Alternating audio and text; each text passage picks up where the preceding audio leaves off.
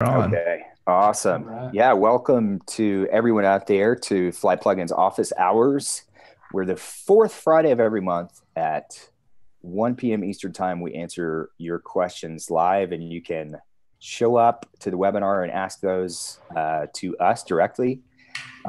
Typically, people submit their questions on our website at flyplugins.com/office hours. So we catalog those throughout the month, and once a month we get together and go through those. So it's a good chance to kind of see behind the scenes of how our plugins work and ask questions or cover use cases, and anything is fair game. So today we've got a pretty good queue of questions, I think, to get through that we've gotten over the last month.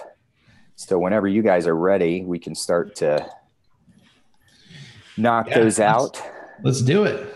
Okay. And anyone that's watching, feel free to just drop a question as we go, and we'll address that as you bring it up, so we can be sure to cover it while you're still on the call. We know not everybody can sit through, can attend through the entire thing. So well, let's dig in. I'll head over to the board here. Okay. And okay. So let's see. First, this is a good question from Alex. First up, Alex asks, is WP Courseware compatible with subscriptions for WooCommerce? Assumably so, since it can be configured as a product within WooCommerce. Yeah, so I actually did some testing on this here recently, just because I had heard that it wasn't working properly. And so I went ahead and set up a test environment. I installed WooCommerce. I installed WooCommerce subscriptions. And no, it actually does work because you're technically selling a product. So with WooCommerce and WP Courseware, we have an integration plugin. And basically, you're connecting a course with a product. And once the two are linked, when somebody purchases that particular product, they're automatically enrolled into the course. So to answer the question, yes, it does work with subscriptions. I also took that a step further. I went ahead and tested with WooCommerce memberships, and memberships. It works. It works with memberships as well. I mean, memberships is kind of it's sort of like WP Courseware. It's a membership is actually considered, you can set it up as a product. So for example, if you set up a membership as a product and then you tied a course to that product with the integration, you're still going to get enrolled into the course. So while there's not a direct correlation with WP Courseware and memberships, or WP Courseware and subscriptions per se, it does work because at the end of the day, it's a product. It's a WooCommerce product. So, okay, so right, that makes sense. Our integration integrates a course with a product. Right. How you bill for that product is up to you, right? Right. Okay. Yeah, that's great. So okay. Yeah, so it's kind of a win-win, because you can still have your membership site. You can sell one-off courses if you want, or you can sell it as kind of like a bundle with the membership platform and have a course associated with it. So it's pretty cool how it all works together. Right. And WooCommerce, as Corey is now an expert, but lots of bells and whistles that you can use, right? The bundles, promo codes, free. I'm assuming they allow for free products if you want to do something like that. Mm-hmm. So yeah, there are a lot of extensions for WooCommerce that you can use. Yeah. Okay, cool. I think that's one we've gotten quite a few times before. Yeah, it has come up. I know it's come up within support questions. And honestly, I had never really gotten around to testing it. I tested it maybe a couple of weeks ago, and like I said, it works great. Okay. Yeah, and I tested awesome. I think I tested it just last week, and it works fine. So great. Yeah, and just to as a side note, for anyone watching, we keep a current list of integrations for WP Courseware on WP Courseware's demo site. So that's just demo.wpcourseware.com, or you can access it from wpcourseware.com, and there's an integrations tab that you can click on and find all of the integrations, almost all of which are in the WP or WordPress.org plugin repository, except for a few. Yep, absolutely. Okay. Speaking of the demo, that was a nice segue. The next question is from Karen, and she just wanted to get an impression of how WP Courseware works. She saw our demo site and was wondering if she needs to register for that. So we recently set up and we kind of enhanced our demo site. Currently, the demo site is utilizing a few plugins from Easy Digital Downloads. And basically, the way that the demo site works, it's very simple. You can come in and you simply provide, I believe it's just the name and email address. And once it looks like you're actually purchasing it. Obviously, you're not putting any credit card information or anything like that. But the minute that you click submit, your account is generated, you're actually logged in, and you're redirected to the course outline page. So it's very streamlined. So when you sign up, I think it just takes two items of information and you're basically in the course. So it's very, very streamlined now. Right. Yeah, it's a pretty quick process. And that's three courses, right, Ben, that they're automatically enrolled into. That's correct. Yep. You'll see those right when you get to the course outline page. You should have 3 courses or be enrolled into 3 courses. Okay. Great. Yeah, pretty simple. Yep. All right. Well, I'll move on then. We have a customer or a potential customer from Eastern Europe who she asks, can she use WP Courseware to sell her beauty course? I guess the short answer would be yes. Yeah, absolutely. So as Nate mentioned earlier, we've got several integrations with e-commerce platforms as well as membership platforms. My favorite is Easy Digital Downloads, but we also have a WooCommerce integration. And then on the membership side of things, we have MemberPress, Paid Memberships Pro, as well as a few others. I think Wishlist. What am I missing, Nate? We have quite a few. But you can definitely find those on the demo site, as Nate mentioned, or on the member portal on the integrations tab. But yeah, you can definitely sell your courses, and yeah, that's pretty cool because we have some interesting news about that coming up. But yeah, quick answer is yes, absolutely. Yes. And as far as content goes, I mean, we have customers that it's a pretty broad spectrum of topics that are being taught with WP Courseware. So really anything you can dream up. We have customers teaching pretty traditional things like, music lessons, and some not so traditional things, like tarot card reading, maybe. And as far as the content goes, they're just the lessons are just posts, WordPress posts. So you've got all the flexibility in the world with what you put into those. As long as, obviously you may require a third-party plugin for certain types of content, like showing slide decks or things like that. But you can do anything, sell anything. Yeah, and I think that's the key to this whole thing, is that it's flexible, and you can introduce anything from video to downloadable content. Obviously, you can add text and images. But the key there is that it's very flexible, and you can add. And I know one of the more popular things nowadays is video courses, and we have a solution for that as well. We have S3 Media Maestro, which you can embed video within your course, but it's not just embedding the video. there's a couple of key features that we introduced recently. Actually, we have a really tight integration with AWS or Amazon Web Services S3, where you can upload your videos directly to Amazon Web Services S3.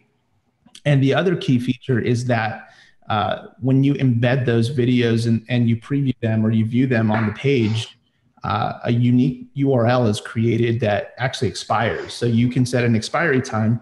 And when that URL is generated, it's kind of like a time bomb, a ticking time bomb.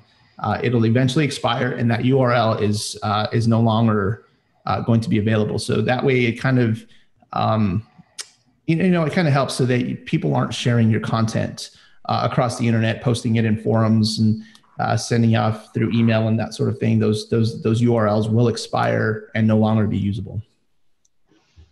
Right. It takes a lot of work to create a video course, so protecting your content is definitely a good idea. Yep. So people do not view it for free. Absolutely. Awesome. Well, thank you. Got that one. Let's see. The next question here. I'd love to know how to create an interface to show courses that are available to a member and the ones she doesn't have access to display a lock or text to upgrade to access those courses. So I'm assuming maybe that's interesting. Maybe an entire listing of courses where obviously they could click through and access the ones they paid for, but maybe see the others that they can't. I guess you could just place all the course outlines and they obviously could access some and not others, right?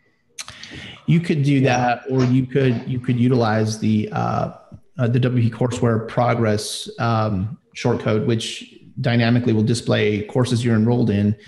And then on a separate page, maybe have like a sales page that just shows courses that are available for purchase. Not quite sure how that would look. It would be a lot of things going on for a single page. That's just my humble opinion, but definitely use the dynamic shortcode out. That's my favorite way to display your course content, give an entryway into your course. Right. And we also have we have the enrollment button shortcode, which would place some text.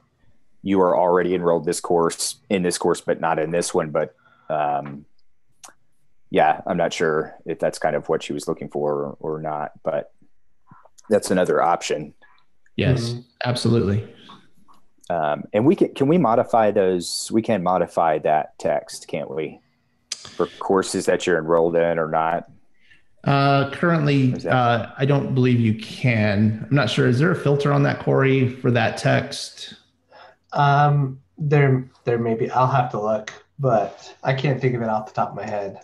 Yeah, and I know that functionality is going to be changing here in a version that we're going to be releasing soon. But that shortcode will still exist, and you will be able to use it. And that's actually a great point, Nate. So it'll show what you're already enrolled into. That way you don't attempt to enroll into that course that you're already enrolled into. Right. Yeah. And modifying that messaging, it would be a very, very simple, code tweak. Right. Yeah. Okay. So there are a couple currently options. There actually is not a filter on it. So we'll add one. Yeah, we can add one. Great. Okay, awesome. Let's see.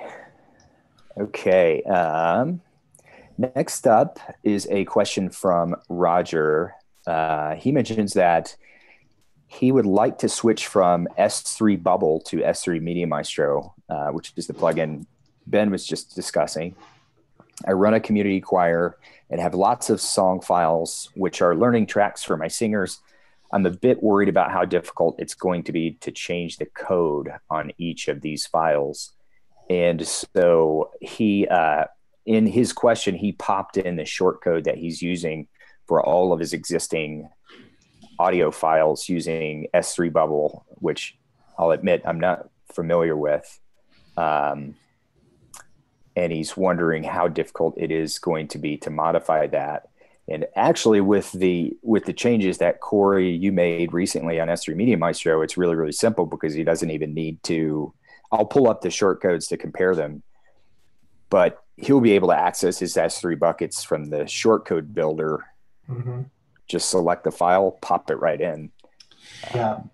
So I'm kind of looking at his shortcode here. Yeah. Do you want me to pop that up? Can I?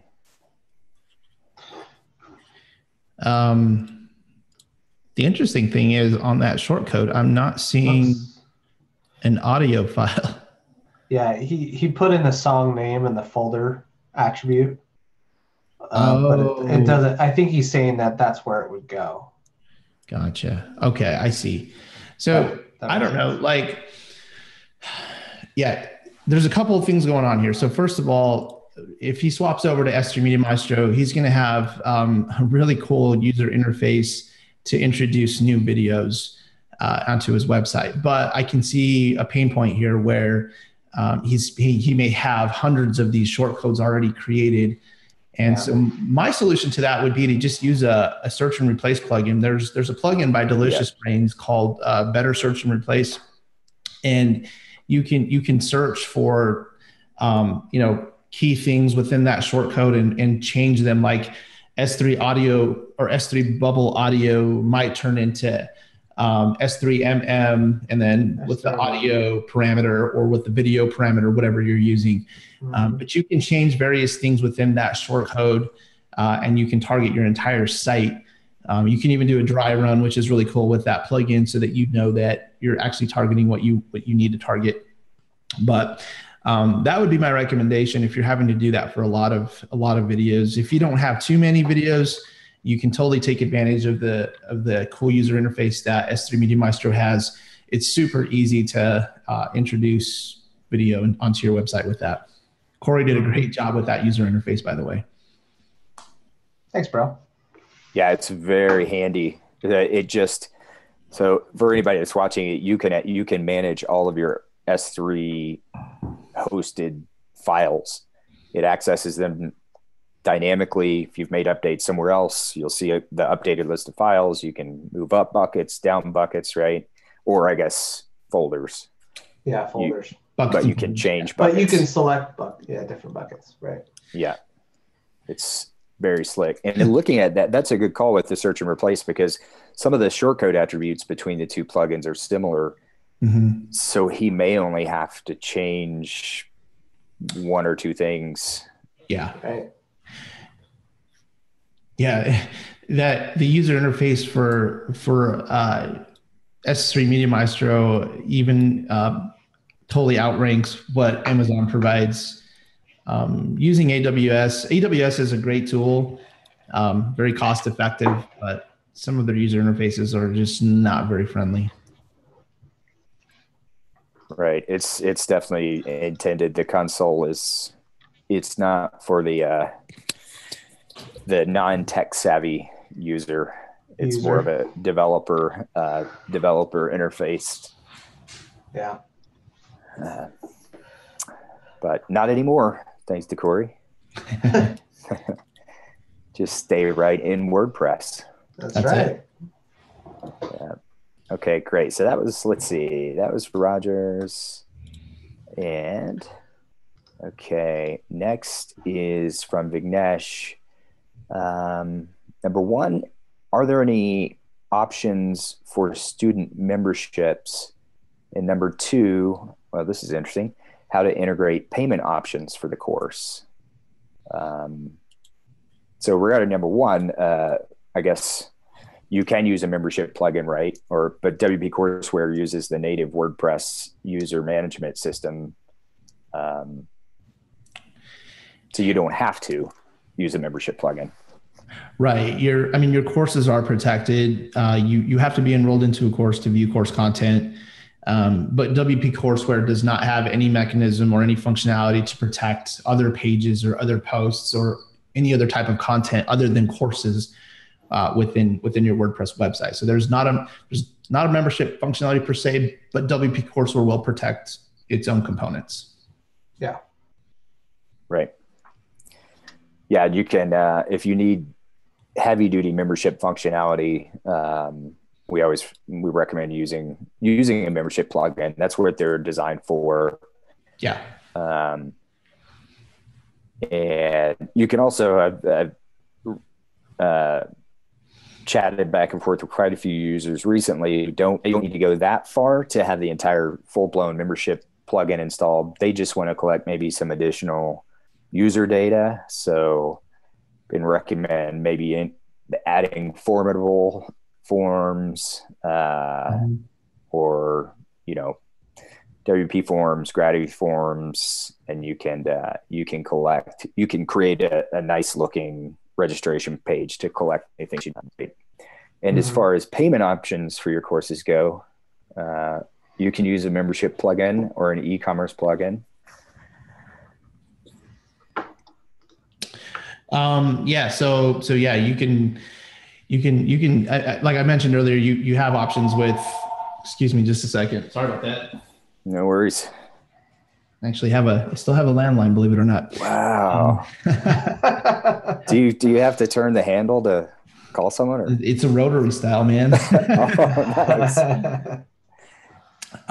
Sorry about that. Yeah. So what I was going to say is, yeah, we've got various integrations. If you're going to use a membership plugin, I highly recommend MemberPress. MemberPress is just a really great plugin. It's very easy to use and has a lot of great functionality in it. But there's various other good ones out there. There's Paid Memberships Pro Wishlist.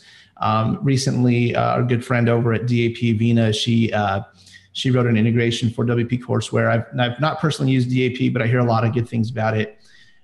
So there's various membership plugins out there. As far as on the e-commerce side, you have your WooCommerce and Easy Digital Downloads, which are WordPress's two best e-commerce plugins. So yeah, you can definitely sell it with any one of those. Great. Okay. So that was Vignesh. And well, that is all of the questions I have from the last month. Okay. So we're good with those. So one thing I had on our list for discussion, I had this on our last schedule. We just we kind of ran out of time and didn't get a chance to talk about it. But this is one thing that has come up probably within the last year or so.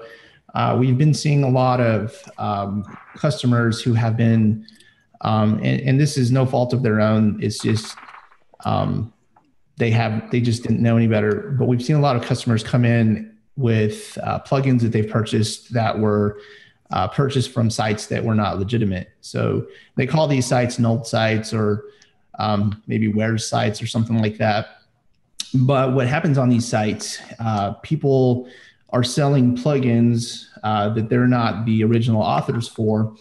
And while in WordPress, most everything is open sourced and licensed under GPL, it becomes an issue because number one, they're not the original author. Number two, they typically don't support that plugin. And number three, you really don't know what you're getting. I mean, you don't know if they've introduced malware.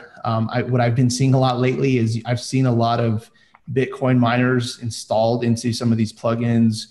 And so you have to be very careful with what you purchase. I had a friend of mine, in fact, recently, he purchased, it was like a full-on WooCommerce bundle. I mean, it had everything, memberships, subscriptions, and these are $100 plugins. And he purchased this whole bundle for like $30. And unfortunately, I had to break the news to him that, hey, you just pretty much bought software that you aren't going to get any support, or you might not even get updates for. And that's unfortunate. And people are doing this. And what we're finding is that people are purchasing or selling WP Courseware. Even I don't know that I've seen S3 Media Maestro out there, but I have seen WP Courseware out there, and even under a different name.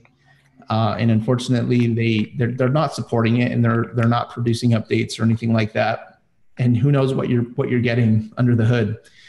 You could be getting malware or things like that. So anyway, it's not really something super technical or anything like that, or maybe even necessarily to do with WordPress, but it's just something that we've been seeing lately that we kind of wanted to make you aware of as you go out and purchase plugins, because WP Courseware isn't the only one out there. I've seen websites with a lot of easy digital download plugins, WooCommerce plugins, and so we just want to make you aware of what's going on out there.